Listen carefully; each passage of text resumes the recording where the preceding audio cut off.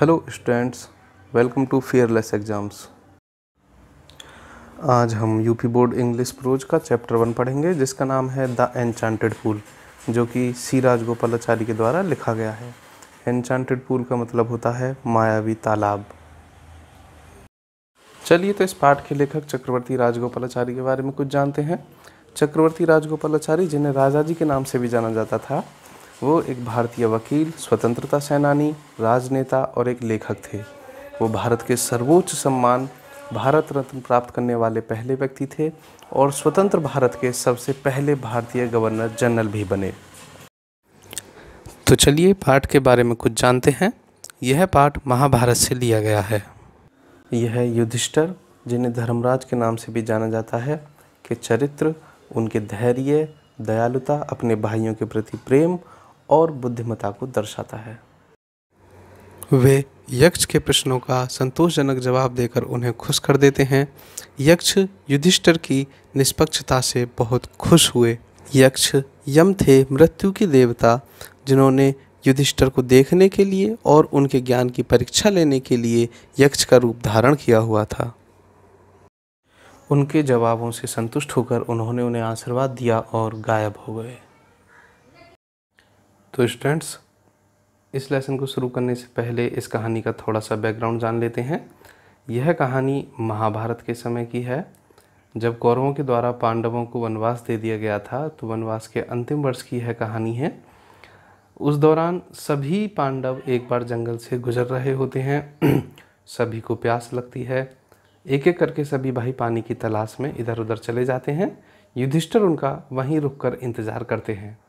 जब काफ़ी समय हो जाता है और कोई भी भाई वापस लौटकर नहीं आता, उसके आगे की कहानी इस लेसन में दी हुई है। युधिष्ठिर ने चिंता और प्यास में अपने भाइयों का इंतज़ार किया। कहीं वे किसी शराब के प्रभाव में तो नहीं आ गए, या फिर वे अभी भी पानी की तलाश में जंगल में भटक रहे हैं।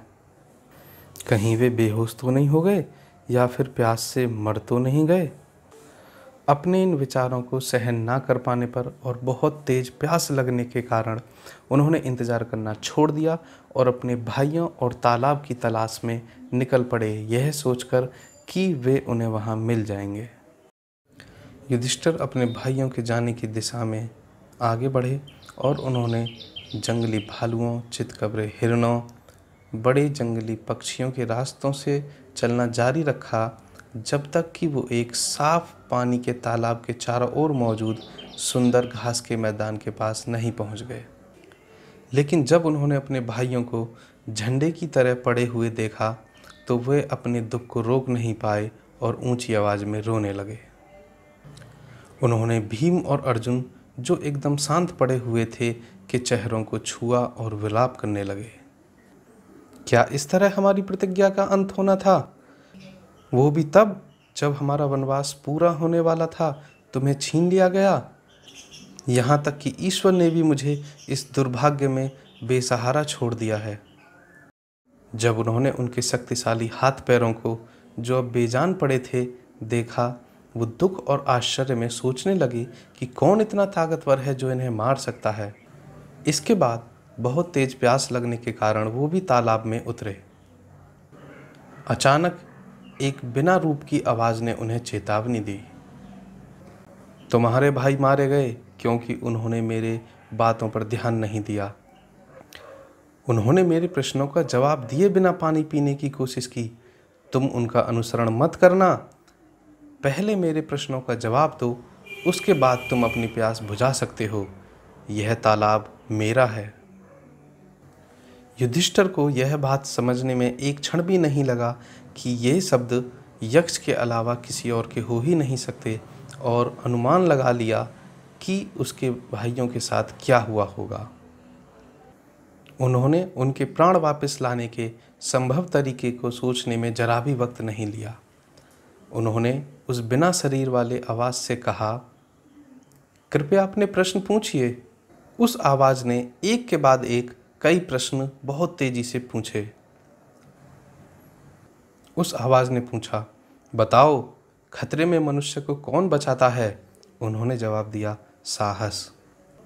बताओ, किस विज्ञान या किताब को पढ़कर मनुष्य बुद्धिमान बनता है? उन्होंने जवाब दिया, किसी भी शास्त्र को पढ़कर कोई व्यक्ति बुद्धिमान नहीं बनता, बल्कि बुद्धिमान व्यक्तियों की संगति से ज्ञान प्राप्त करके व्यक्ति बुद्धिमान बनता है। यक्ष ने पूछा, हवा से भी तेज क्या है? उन्होंने जवाब दिया, मस्तिष्क। एक सूखे तिनके से भी ज़्यादा हल्का क्या होता है? उन्होंने जवाब दिया, एक दुख से टूटा हुआ दिल। एक यात्री का मित्र कौन होता है? उन्होंने जवाब दिया, शिक्षाएं। अर्थात जो भी कुछ उसने जीवन भर सीखा है वही एक यात्री के काम आती हैं। फिर उन्होंने पूछा, घर पर रहने वाले का मित्र कौन होता है? उन्होंने जवाब दिया, पत्नी।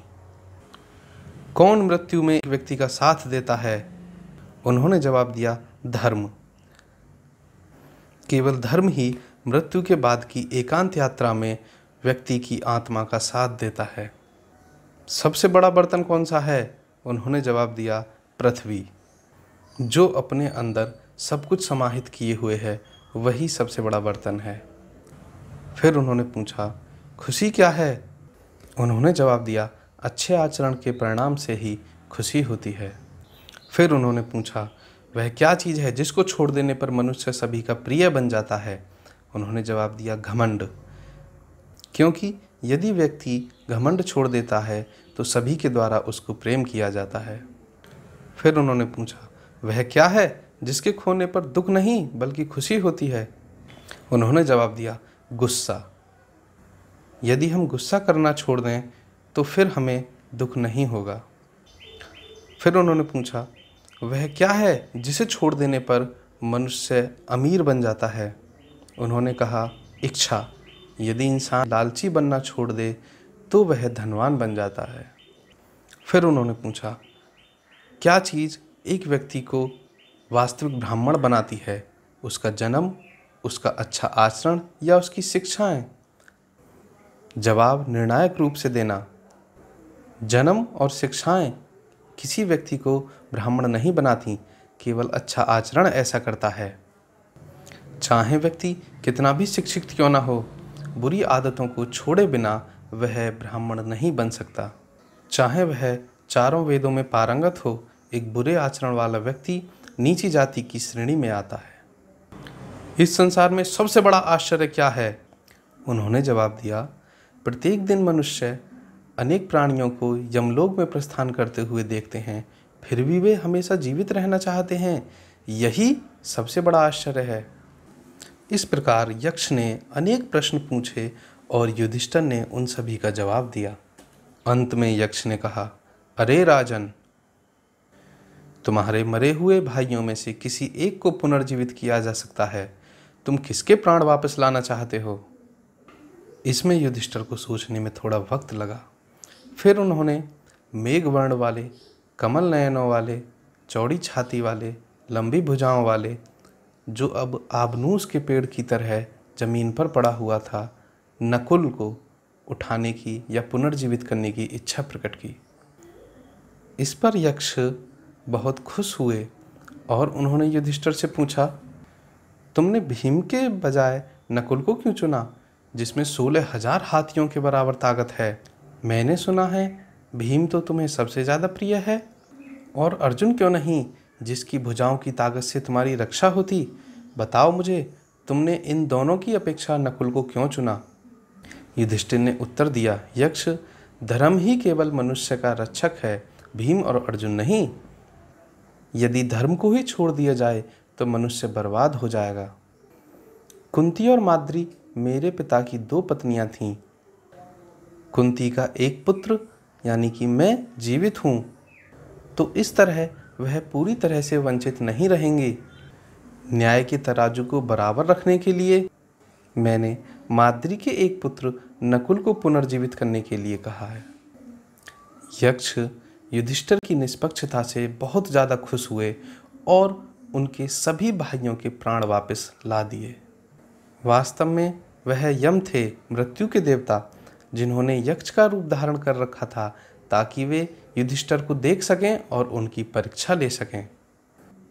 उन्होंने युधिष्ठिर को गले लगाया, आशीर्वाद दिया और फिर वह गायब हो गए। तो स्टूडेंट्स, ये थी कहानी मायावी तालाब की। आपको इस स्टोरी में सबसे इंटरेस्टिंग हिस्सा कौन सा लगा, या यक्ष के द्वारा पूछे गए प्रश्नों में सबसे अच्छा प्रश्न कौन सा लगा, या फिर युधिष्ठिर के द्वारा दिए गए जवाबों में सबसे अच्छा जवाब कौन सा लगा, ये हमें कमेंट बॉक्स में ज़रूर बताइएगा। इसके आगे हम इस पार्ट के आपको क्वेश्चन आंसर्स भी आसान तरीके से करवाएंगे, जिससे कि आप एग्ज़ाम में अच्छे मार्क्स प्राप्त कर सकें। यदि ये लेसन आपको समझ में आया हो तो चैनल को सब्सक्राइब ज़रूर कीजिएगा। तो स्टूडेंट्स, मिलेंगे अगली वीडियो में अगले चैप्टर की कहानी के साथ। तब तक के लिए जय हिंद, जय भारत।